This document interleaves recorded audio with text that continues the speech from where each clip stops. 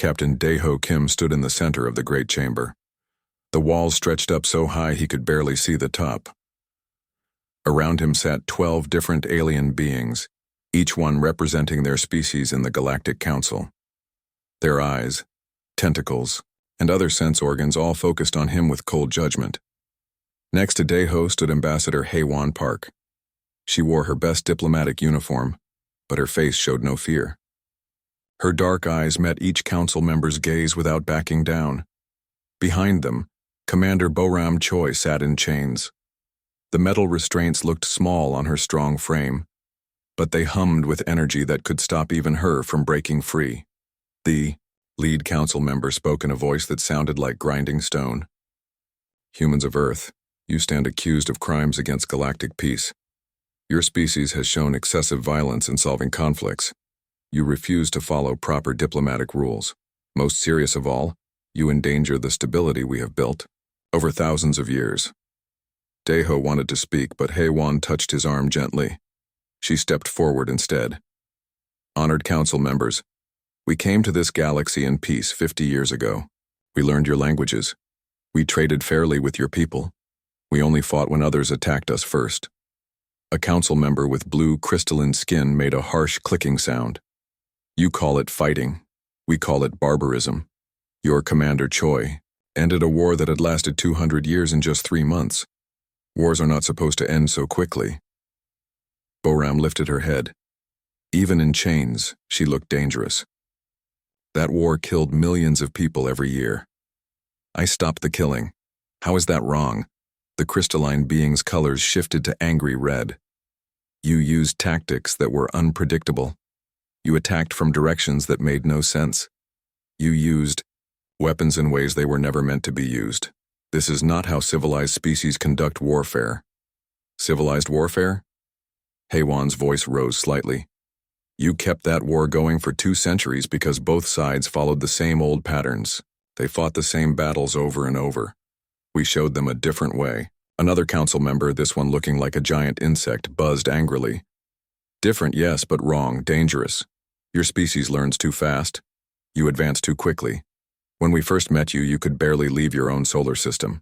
Now, you build ships that match our best designs. Daeho could not stay quiet anymore. We learned from you because you taught us. We improved on your designs because we saw ways to make them better. Isn't that what intelligent beings should do? The grinding stone voice spoke again. Other species take thousands of years to reach your level of advancement. The Corvani took 5,000 years to develop faster than light travel. The Zelathans took 8,000. You achieved it in 30 years by copying our technology. We didn't just copy it, Boram said, her voice calm but firm. We understood it. We made it better. That's what humans do. We adapt. We improve. We solve problems. A council member covered in flowing robes made a sound like wind through leaves. That is exactly the problem. You solve problems too well. You think too differently. You make other species question the old ways. The chamber fell silent for a moment. Then Haewon spoke, her voice steady. So you fear us not because we're violent, but because we're innovative. We fear you because you are unpredictable. The crystalline being replied.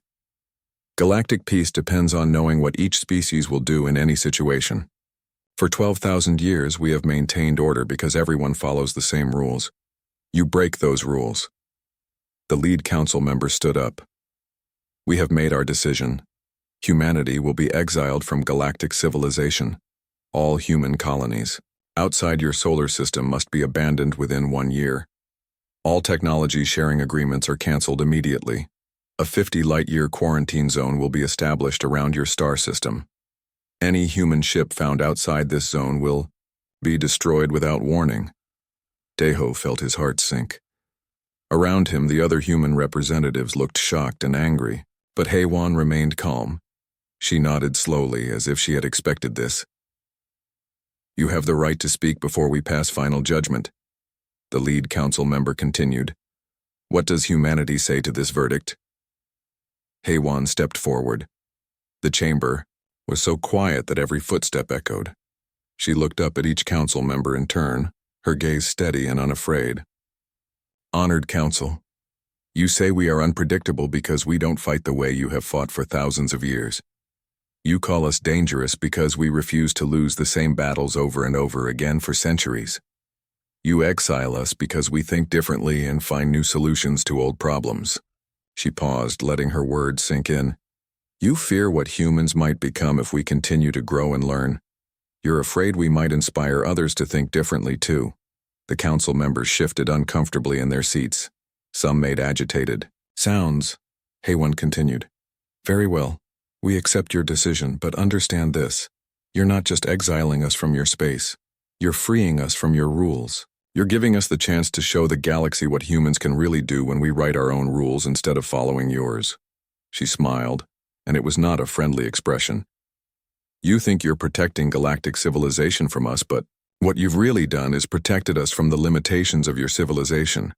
The crystalline council members' colors shifted nervously. What do you mean? I mean that you've just made the biggest mistake in galactic history, Haywan replied. You've given humanity complete freedom to develop however we choose. No more restrictions. No more requirements to follow your ancient protocols. No more need to ask permission before we innovate. Boram laughed from her chains. You should have kept us close where you could watch us. Now you'll never know what we're planning until it's too late. The lead council member banged something that sounded like a gavel. The decision is final. Humanity is exiled. You have 1 year to comply. As the guards moved to escort them out, Haywan called back over her shoulder. In 50 years, when other species ask you why the galaxy changed, you can tell them it started the day you chose to exile Earth. You can tell them it started the day humanity began writing its own rules. The great doors closed behind them with a sound like thunder. Outside in the corridor, Deho looked at his ambassador. What happens now? Haywan straightened her uniform and smiled. Now we go home and show them what humans can really do when nobody is telling us we can't. 7 years had passed since the Council's judgment. Dr. Jin'e Lee stood in her laboratory on Luna Station, looking at pieces of alien technology spread across her work tables. These weren't the gifts the Council had once shared with humanity. These were fragments recovered from battlefields, pieces salvaged from wrecked ships and components bought secretly from traders who didn't ask questions. Jin'e picked up a crystalline power core from a Corvani cruiser. For months, other scientists had tried to copy its design. They failed every time. Jin'e wasn't trying to copy it. She was trying to understand why it worked the way it did. More importantly, she was learning why it didn't work better. Dr. Lee, called her assistant Wu Jin. Admiral Yoon wants to see your report. Jin'e nodded and gathered her notes. Admiral Taemin Yoon had taken command of Earth's defense forces after the exile. Unlike the old admirals who tried to build fleets like the Council species, Yoon thought differently. He asked strange questions like, why do alien ships need to be so big? And, what if we made vessels that could think for themselves? She found the admiral in the strategy room, studying star charts with engineer Sujin Han. Sujin looked up when Jin'e entered. Perfect timing. Show her the new drive system. On the table sat a device no bigger than a briefcase. It looked nothing like the massive hyperspace drives used by Council ships. This is our Ghost Gate prototype, Sujin explained. Instead of using the Council's hyperspace lanes, it creates tiny wormholes that last for microseconds, just long enough for a ship to slip through. Jin'e examined the device carefully. How small can you make it? Small enough to fit on a fighter, Admiral Yoon answered. Small enough that we could put one on every ship in our fleet. The Council monitors all hyperspace lane usage. They know when every ship enters and exits their network. But these ghost gates? He smiled. They'll never see us coming. Over the following months, Jin'e discovered something that changed everything. Every piece of Council technology she studied followed the same basic patterns, the same energy distributions, the same structural approaches. Even the newest Council designs were just variations on ancient templates. She brought her findings to Dr. Yunsu Nam, the military strategist who had been analyzing Council combat records. Look at this, Jin'e said, spreading out her charts.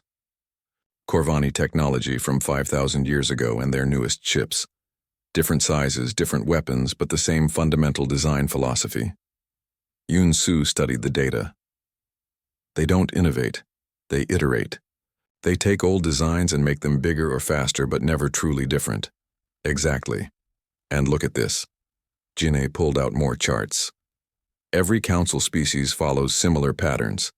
They all developed along predictable paths. They all use similar solutions to the same problems. Meanwhile, in hidden bases throughout the quarantine zone, humanity was doing something unprecedented. Instead of retreating to Earth in defeat, they had spread out.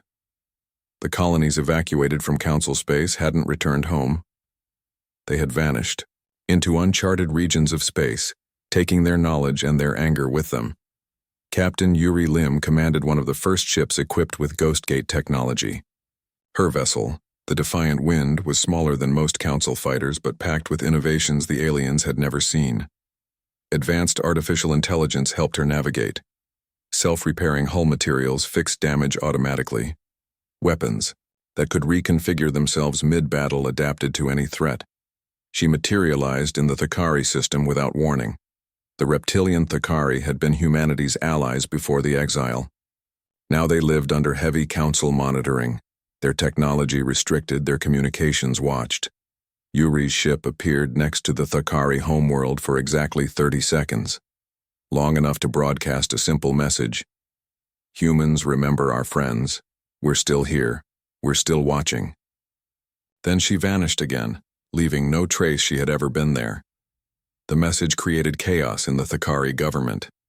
How had a human ship appeared in their heavily guarded system? How had it bypassed all their sensors? The council demanded answers that Thakari couldn't give. Similar incidents began happening throughout council space. Human ships appeared and disappeared like ghosts. Sometimes they left messages, sometimes they left gifts, new technologies that made council representatives very nervous. Sometimes they rescued ships in distress that council forces had ignored. Back on Earth, analyst Minho Kang made a discovery that changed everything. He had been monitoring council communications using equipment salvaged from various sources. Most of the messages were routine: trade negotiations, patrol schedules, administrative notices. But buried in the data streams, he found something else. "They're terrified," he reported to Admiral Yoon. "Not of our military. They're afraid we'll make their technology obsolete." The evidence was overwhelming. Internal council memos discussed the human contamination spreading through younger species. Reports detailed how human tactical innovations were being copied by others. Emergency sessions debated how to prevent dangerous thinking from spreading further. It was never about aggression, Jin'e realized as she read the intercepted communications. They exiled us because we were making them irrelevant. Dr. Nam pulled up historical records. Look at this pattern. Every species that showed significant innovation in the past 1,000 years was either absorbed into the council or mysteriously disappeared. The Vex developed new energy systems, vanished. The Korlani created revolutionary computing technology. Their homeworld became a council protectorate overnight. Admiral Yoon sat back in his chair. They maintain power by controlling technology. They decide who gets what advances and when. They keep everyone dependent on them. And we broke that pattern, Sujin added. We didn't just use their technology. We improved it. We made it better than theirs. The implications were staggering. The Council wasn't a benevolent organization guiding younger species toward enlightenment. They were technological tyrants who suppressed innovation to maintain their control. In his hidden base in the asteroid belt, General Kyung-min Park received the intelligence reports with grim satisfaction. Haewon's younger brother had always been the military planner in the family. While she negotiated with words, he prepared for the wars that diplomacy couldn't prevent. So they're not trying to protect galactic peace, he mused to his staff. They're protecting their monopoly on advanced technology. Captain Boram Choi, now free from her chains and commanding a small fleet of experimental vessels, reviewed the tactical situation. The question is, what do we do about it? The answer came from an unexpected source. Scout Ji-hoon Bae had been monitoring Council military buildups near the quarantine zone. What he discovered made everyone's blood run cold. They're preparing something called Purification Protocol. he reported during an emergency meeting. It's not just about containing us anymore. They're planning to eliminate any species that shows signs of what they call dangerous innovation. The first targets weren't human colonies. They were the Thakari, the Velen, and other species who had begun developing human-inspired technologies. Admiral E. Yoon looked around the room at his officers and scientists. They've made their choice, now we make ours. Jin'e understood immediately. We're not just fighting for humanity anymore. No, the Admiral confirmed. We're fighting for every species that wants the right to grow, to learn, to become something better than what they were yesterday. Outside the viewport, stars glittered in the darkness. Somewhere among them, the Council was preparing to commit genocide in the name of stability. But humanity had spent 7 years preparing too. They were ready to write new rules for the galaxy. The crystalline beings called themselves the Velen. Their homeworld looked like a giant geode from space, with crystal spires reaching up through the atmosphere. Captain Yuri Lim watched through her view screen as Council warships surrounded the beautiful planet like a metal cage. Her ship, Defiant Wind, hung invisible in the planet's shadow. The new stealth systems engineer Su Jin Han had designed made it impossible for Council sensors to detect them. Yuri could see everything while remaining completely hidden. Council broadcast incoming, reported her communications officer, Jae-min. They're demanding the Velen surrender all unauthorized technological developments within 24 hours. Yuri had been making contact with species like the Velen for 3 years now. After humanity's exile, many younger species had begun questioning Council authority. Some had even started experimenting with innovations inspired by human tactics and technology. The Velen had been particularly bold. Their crystalline biology let them store and process information differently than organic beings. When they learned about human artificial intelligence research, they developed something the Council had banned for millennia: truly thinking machines. Captain, called her tactical officer So Young, I'm detecting weapon signatures from the Council ships. They're not here to negotiate. This was the pattern Yuri had seen repeated across a dozen worlds. First came the demands for compliance. Then came the threats. Finally came the unfortunate accidents that eliminated entire species who had become too innovative for the Council's comfort. Communications, open a channel to the Velen government. Quantum burst transmission, maximum. Encryption. On the screen appeared a Velen whose crystal body pulsed with nervous energy. Human vessel, we did not expect contact. The Council has forbidden all interaction with your species. I'm Captain Yuri Lim of the Earth Defense Force. We know what the Council is planning. The same thing they did to the Korlani 50 years ago and the Vex before them, and dozens of others throughout history. The Velen's crystalline features shifted in what Yuri had learned was their equivalent of surprise. You know about the others? We know about the purification protocol. We know you're not the only species on their list. The question is, do you want to fight back? Before the Velen could answer, alarms began sounding on Defiant Wind. Captain, So Young reported urgently. The Council ships are powering weapons. They're targeting the crystal spires. Yuri didn't hesitate. All hands battle stations. Tactical. Prepare Ghost Gate jump. We're getting them out of here. Captain, the Velen on screen said desperately. Our population is too large. Your ship cannot evacuate everyone. Who said anything about evacuation? Yuri smiled grimly. We're going to show the Council what happens when they threaten our friends. The Defiant Wind materialized directly between the Council fleet and the planet. The surprise was complete. Council ships that had been preparing to bombard a defenseless world suddenly found themselves facing an enemy that shouldn't exist. Unknown vessel, you are in violation of quarantine restrictions, came the Council transmission. Identify yourself immediately. Yuri opened a channel on all frequencies. This is Captain Yuri Lim of the human vessel Defiant Wind. You are threatening an innocent species with genocide. We cannot allow this to continue. Impossible, the Council commander sputtered. Human ships cannot reach this sector. Our sensors would have detected your approach. Your sensors can't detect what you don't understand, Yuri replied. Stand down your weapons and withdraw from this system. The council response came in the form of energy beams lancing through space toward her ship. Yuri's crew was ready. The defiant wind flickered out of existence just before the weapons reached it, reappearing behind the council formation. Return fire, Yuri ordered calmly. Human weapons were different from council designs, where alien ships used massive energy, cannons that took time to charge and aim. Human ships carried swarms of small, intelligent missiles. Each projectile could think for itself, adapt to changing conditions, and coordinate with others in real time. The council formation dissolved into chaos as their ships tried to target enemies that kept vanishing and reappearing. Their weapons, designed for traditional fleet engagements, proved useless against an opponent who refused to fight traditionally. Within minutes, 3 council ships had been disabled, and the rest were retreating. The defiant wind hadn't suffered a single hit. Velen command, Yuri transmitted. You're safe for now, but they'll be back with more ships. Are you ready to make a choice? The Velen leader's crystal body pulsed with determined light. What do you propose?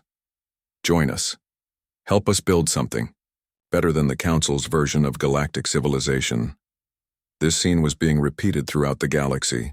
Human ships appeared wherever the Council tried to enforce their purification protocol. Sometimes they arrived in time to prevent attacks. Sometimes they arrived in time to rescue survivors. Always, they offered the same choice: submit to the Council's control or join humanity's growing alliance. Back on Earth, Dr. Jin-A Lee was analyzing data from these encounters. The information painted a disturbing picture of galactic history. Admiral, she reported to Tai Min-yoon, we've confirmed the pattern. Over the past 1,000 years, at least 47 species have disappeared after showing signs of significant technological innovation. The Council claims they were destroyed by natural disasters, wars, or plagues, but the timing is too convenient. Admiral Yoon studied the reports from across the galaxy. Human forces were fighting a shadow war, appearing wherever the Council tried to eliminate innovative species. How many have joined our alliance so far? 12 species confirmed, Jin-A replied. The Velen are the newest members. The Thakari brought 3 client species with them. The Korlani survivors have been incredibly helpful. They knew this was coming and had been preparing in secret. Intelligence Officer Yan-Woo Kim entered the briefing room with an urgent expression. Admiral, we've intercepted Council communications. They're accelerating the purification protocol. They plan to eliminate all non-compliant species within the next 2 years. How many species are on their target list? Over 200, including some who are currently Council members but have been asking too many questions. The scope of the Council's planned genocide was staggering.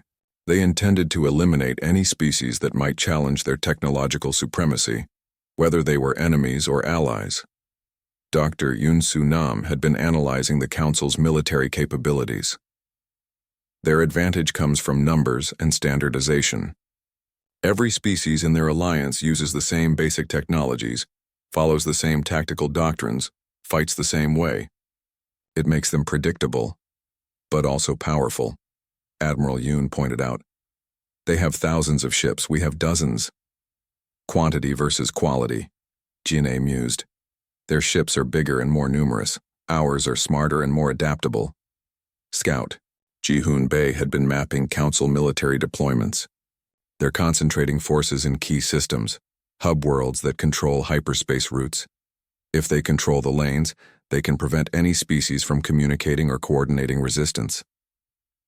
Unless you don't need the hyperspace lanes, Engineer, Soo-jin Han added with a smile. Ghostgate technology means we can appear anywhere, anytime without using their infrastructure. The strategic implications were enormous. The Council's entire military doctrine was based on controlling fixed hyperspace routes.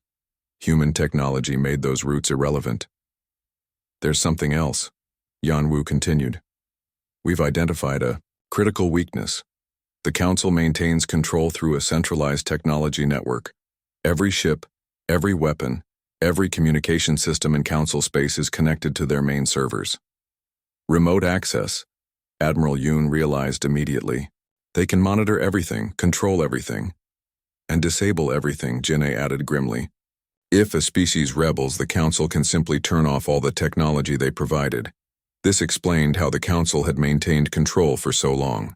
Species who received Council technology became dependent on it. Any attempt at rebellion could be crushed by simply shutting down their ships, weapons, and communication systems. But they never provided us with technology, Admiral Yoon pointed out. We reverse-engineered everything ourselves. Our systems are completely independent, which means we're the first species in galactic history that they can't control remotely, Sujin realized. The meeting was interrupted by an urgent communication from General Kyungmin Park. His hidden base in the asteroid belt had become the coordination center for the growing resistance. Admiral, his image appeared on the screen. We have a problem. Council forces have discovered 3 of our allied species' hidden bases. They're moving to eliminate the survivors of the Korlani exodus. How long do we have? Yuri's voice joined the conversation from her position near Velen space. 6 hours, maybe less. There are too many Council ships for our current forces to handle alone. Admiral Yoon looked around the room at his officers. 7 years ago, the Council had exiled humanity to protect galactic stability. Now that same Council was preparing to commit genocide on an unprecedented scale. Then it's time to stop playing by their rules entirely, he decided. Contact all our allies. Tell them it's time to choose. Fight together or die separately. General Kyungmin Park floated in the command center of his hidden base, watching holographic displays show the positions of ships throughout the galaxy. The base itself was a marvel of human engineering. Built inside a hollow asteroid, it looked like worthless rock from the outside, but contained enough firepower to destroy a small fleet. General, called Operative Ah Young-song from her station, Council forces have reached the Korlani refugee camps. They're demanding immediate surrender. Kyungmin studied the tactical display. 50 Council warships surrounded 3 small worlds where the survivors of the Korlani species had been hiding. The Korlani were among humanity's first allies. Their homeworld had been accidentally destroyed by a plague after they developed revolutionary computing systems. How many of our ships are in range? Captain Junho Lee's stealth squadron is closest. 12 ships total. 12 ships against 50. In traditional warfare, it would be suicide. But human ships didn't fight traditionally. Tell Captain Lee. He's authorized to engage. Full stealth protocols. On the other side of the galaxy, Captain Junho Lee received his orders with grim satisfaction. His squadron of stealth fighters had been hunting Council forces for months, appearing and disappearing, like ghosts. The Council called them Phantom Raiders and blamed them for dozens of mysterious equipment failures and supply disruptions. All ships. This is Wraith Leader, he transmitted on encrypted channels. We have Council forces threatening allied civilians. You know what to do. The squadron moved through space like deadly shadows. Their hulls absorbed sensor waves instead of reflecting them. Their engines produced no detectable emissions.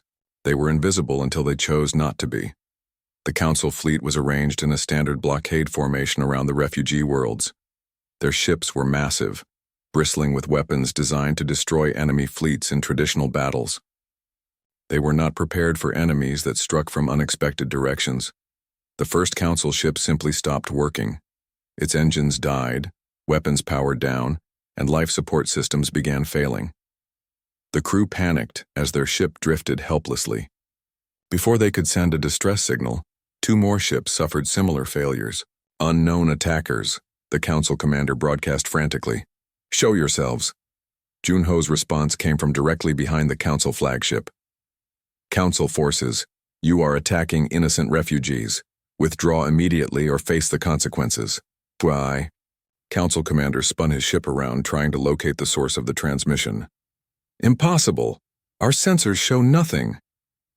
Your sensors are designed to find ships that fight like you do, Junho replied calmly. We fight differently. More Council ships began experiencing critical system failures. It wasn't random. Ah Young-song's sabotage techniques were precise and terrifying. She had learned to make alien technology malfunction in ways that appeared natural but were actually carefully calculated psychological warfare. Within an hour, the Council blockade had dissolved. Half their ships were dead in space, the others were fleeing. The refugee worlds were safe, and the Council still had no idea what had attacked them. This pattern was repeating throughout the galaxy. Council forces would move to eliminate a target species, only to find themselves facing invisible enemies who struck without warning and vanished before reinforcements could arrive. In the Council chambers on Nexus Prime, the 12 species leaders gathered in emergency session. Counselor Vex Prime, a warrior from the Corvani Empire, slammed his appendage on the table. These phantom attacks are becoming intolerable. Our fleets report equipment failures, mysterious disappearances, and impossible tactical defeats. Our people are beginning to question our strength. The crystalline council members' colors shifted to worried blue. Intelligence suggests the humans have developed stealth technology beyond our understanding. They appear and disappear at will. Worse than that, added another counselor, they're inspiring others. The species we've marked for purification are no longer cooperating. They're fighting back using human tactics.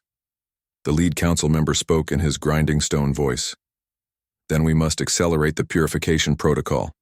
Eliminate all non-compliant species before this infection spreads. Further, what the council didn't know was that intelligence officer Yanwoo Kim was listening to every word. Human technology had infiltrated council communication networks so thoroughly that they had access to the aliens' most secret discussions. Admiral, Yanwoo reported to Tai Min Yoon. The council is moving to final phase. They're going to activate kill switches in all the technology they've shared with other species. Admiral Yoon felt his blood run cold. How many species would that affect?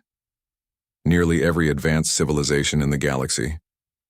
The Council has provided technology to over 300 species over the millennia. They can remotely disable all of it. Dr. Jinne Lee looked up from her research station. That explains how they maintained control for so long. Any species that rebelled could be instantly reduced to pre-spaceflight technology levels. Can we counter it? Not for most species, but we can warn them. Give them a chance to prepare. Admiral Yoon made a decision that would change galactic history. Send a message to every species in known space. Tell them what the Council is planning. Give them the evidence. That will cause panic across the galaxy, Dr. Yoon Soo-nam warned. Good. It's time they knew the truth. The message went out simultaneously to every world, every ship, every communication network in the galaxy. Dr. So Young-Young's team had compiled irrefutable evidence of the Council's crimes, records of 47 extinct species whose technology had been stolen, documentation of deliberately suppressed innovations that could have benefited everyone, the complete purification protocol showing which species were marked for elimination. Most damning of all, technical specifications for the kill switches. Built into every piece of Council technology, the galaxy erupted in chaos. Species that had worshipped the Council as benevolent guides learned they were actually technological prisoners. Governments that had trusted Council wisdom discovered they were marked for extinction. Military forces realized their own weapons could be turned off by their enemies at any moment. On the Council homeworld, emergency sessions ran around the clock. The crystalline members' colors had shifted to panicked red. The humans have revealed everything. Our authority is collapsing. Then, we end this now, Vex Prime declared.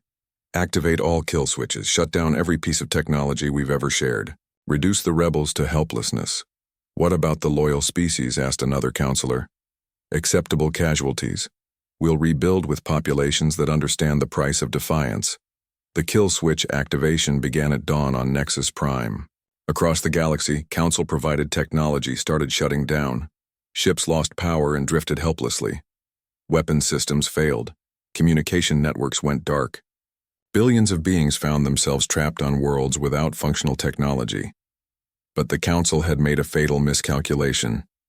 They had assumed the kill switches would affect humanity too. Instead, human ships were the only ones still functioning, normally. Every piece of human technology had been reverse-engineered and rebuilt from scratch, completely independent of Council systems. My God, Admiral Yoon whispered as reports flooded in. They've just crippled their own allies along with their enemies.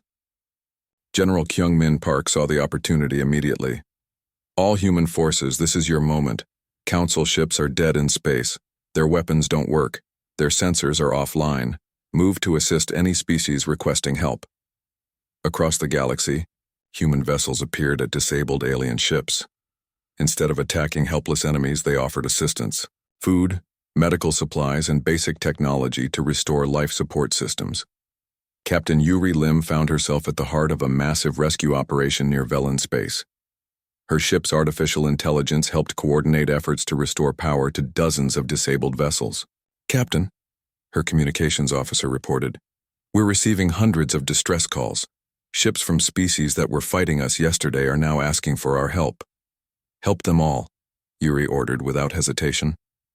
"Save everyone we can." The irony was not lost on anyone. The Council had tried to demonstrate their power by shutting down the galaxy's technology. Instead, they had proven that only humanity possessed truly independent systems. But the most important discovery came from Dr. Jin A. Lee's analysis of captured Council archives. "Admiral," she announced during an emergency briefing, "I've found something incredible. The Council isn't the original source of most galactic technology." She displayed her findings on the main screen. They conquered and absorbed the innovations of dozens of extinct species. Everything from faster-than-light, travel to energy weapons to artificial intelligence.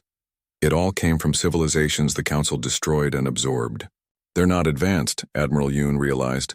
"They're parasites." Exactly. For 12,000 years, they've suppressed innovation to prevent any species from surpassing the technologies they stole. We're the first civilization to break free from their control because we developed everything ourselves. The revelation changed everything. The mighty Galactic Council, feared rulers of known space, were revealed as technological scavengers who maintained power through fear and suppression. Fleet Admiral Dong-Hyun Choi stood on the bridge of the Earth flagship Harmony, watching as thousands of ships gathered in the space around Nexus Prime. They came from every corner of the galaxy. Human vessels, allied species who had joined, the resistance, and even former Council loyalists who had finally seen the truth. The massive Council space station that had been the center of galactic government for 12,000 years hung before them like a dying star. Its weapons were offline, its shields were down, and its communication systems were struggling to function with backup power. "Admiral," reported Captain Boram Choi from her position commanding the tactical fleet, "all ships report ready. We have representatives from over 200 species standing by for the final broadcast." Dong-Hyun nodded to Dr. So Young-jung, who had spent months preparing for this moment. "Doctor, are you ready to show the galaxy everything?" So-Young's fingers moved over her controls with practiced precision. "All communication networks are prepared.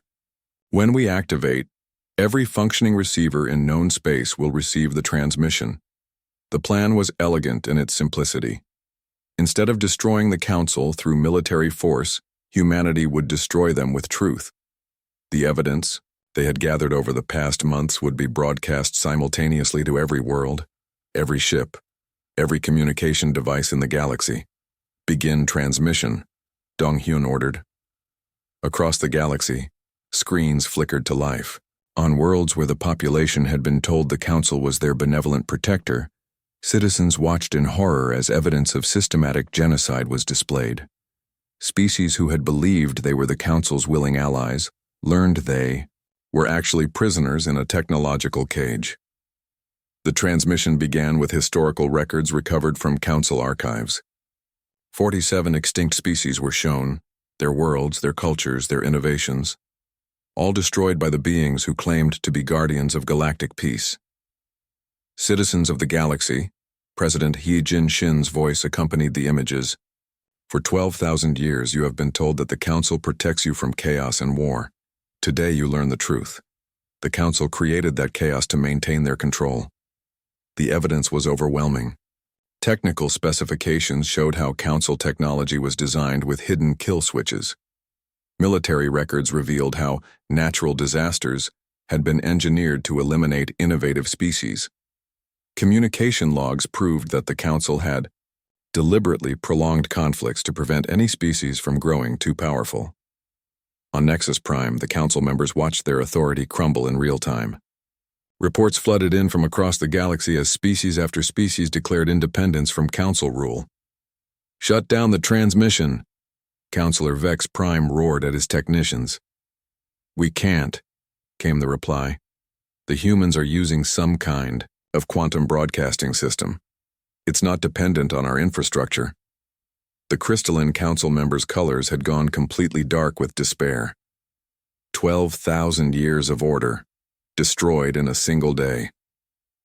"You call it order," came a new voice. President Shin herself materialized on the council chamber's main screen. "We call it oppression."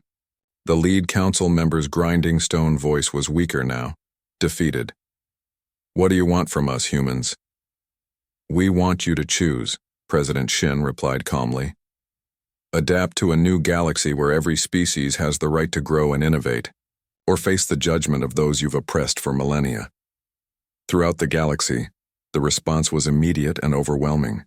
Species that had lived in fear for thousands of years suddenly found their voices. The Thakari declared their independence. Within hours, the Velen announced they were sharing their artificial intelligence technology freely with anyone who wanted it. Even some council member species began declaring their intention to withdraw from the organization. But the real revolution was happening on individual worlds. Citizens who had lived their entire lives using council-provided technology began demanding locally produced alternatives.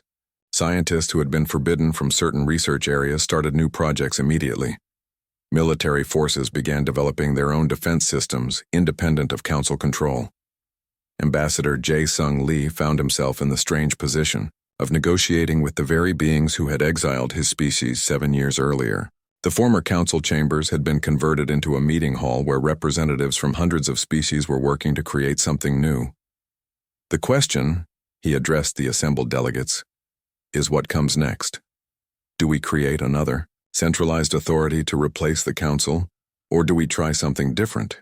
The Velen representative, her crystalline body pulsing with thoughtful light, spoke first. "Humanity has shown us that innovation comes from freedom, not control. Perhaps it's time for a truly voluntary association of independent species." "A federation," suggested the Thakari delegate, "where each species maintains complete sovereignty but cooperates on mutual interests." Over the following weeks, the framework for a new galactic government emerged. It would be based on voluntary cooperation rather than forced compliance. Technology would be shared freely rather than controlled by a central authority. Most importantly, every species would have the guaranteed right to develop and innovate without interference. The Innovation Accords, as they came to be known, were signed by over 300 species within a month. The document was simple. Any being has the right to learn, to experiment, to create, and to improve upon existing knowledge. No government or organization may restrict innovation in the name of stability or tradition. Not everyone embraced the changes. Some council loyalist species retreated to distant regions of the galaxy, taking their rigid hierarchies and technological restrictions with them. A few chose to leave for other galaxies entirely rather than adapt to the new reality. But for most of the galaxy, the changes brought unprecedented prosperity. Technologies that had been suppressed for millennia were suddenly being developed openly. Scientific discoveries that would have taken centuries under council rule happened within months when researchers could freely collaborate across species lines. 10 years after the council's fall, Ambassador Jae-Sung Lee stood in what had once been the council's throne room. Now it housed the Federation Assembly, where representatives from independent species met to coordinate voluntary cooperation. Through the great windows, he could see ships from dozens of different species docked at the station. Each vessel was unique, representing the distinct innovations and cultural perspectives of its builders. No longer did every ship look like a variation on ancient council templates.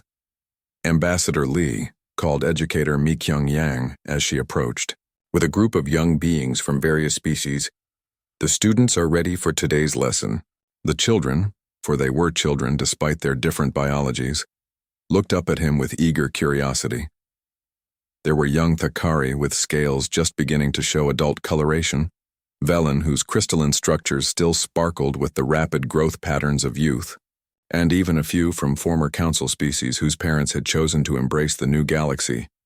Today we're learning about the old galaxy and the new one, Meek-young explained, about the importance of thinking differently. Jae-sung knelt down, to the children's level. Can anyone tell me what the most important lesson is? A young Velen raised a glowing appendage. Never let anyone tell you that your way of thinking is wrong just because it's different? That's right, Jae-sung smiled. And why is that important? A Thakari child spoke up eagerly. Because that's how we discover new things. If everyone thinks the same way, no one learns anything new. Exactly. The council was afraid of new ideas, because new ideas meant change. But change is how we grow. Change is how we become better than we were yesterday. As the children asked questions and shared their own ideas, Jae-sung reflected on the journey that had brought them to this moment. 7 years ago, the council had exiled humanity because they feared what humans might become. They had never considered what the galaxy might become once humanity showed everyone else that the old rules were meant to be broken. Outside the station, space itself seemed different now. Where once the ordered patterns of council-controlled shipping lanes had dominated, now ships moved freely along routes of their own choosing. Research stations built by cooperative ventures between multiple species dotted the space between stars. Even the stars themselves seemed brighter, as if the galaxy had awakened from a long sleep. "Ambassador," one of the children asked, "will there ever be another council?" Jae-sung considered the question carefully. There might be groups that try to control others again someday. That's why it's important for every generation to remember this lesson.